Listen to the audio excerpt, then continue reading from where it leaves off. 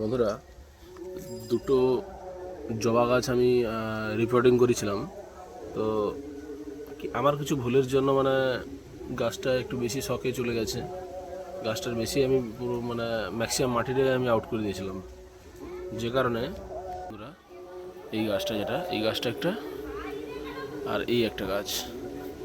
তো এই গাছটা তো ধরেই গেছে বলতে গেলে চলে, কারণ এই নতুন নতুন পাতাও চলে এসছে। ঠিক আছে, নতুন নতুন পাতা চলে এসছে। কিন্তু এই গাছটা জানি না এখন কবে হবে, সেটা টাইম তো এখনও আছে, যদিও 15 দিন হয়ে গেল প্রায় বললেই চলে। দেখা যাক কি হয়, তোমাদেরকে আপডেট দিতে থাকবো। তবে তোমাদেরকে একটা কথা বলবো, যদি রিপোর্টিং করো সম্পূর্ণ মাটিকে আউট করবে না। ঠিক আছে, সম্পূর্ণ মাটিকে আউট করা গাছ একদম মরার মতো কন্ডিশনে চলে যাবে হয়তো। ঠিক আছে, তো মরে যেতেও পারে। আমি তো বাঁচে রেখেছি, আমার অনেক অনেক কষ্ট করতে হয়েছে এর পেছনে অনেক, বুঝতে পারলি তো। তো দেখা যাক আমি শেষ পর্যন্ত করতে পারি কিনা।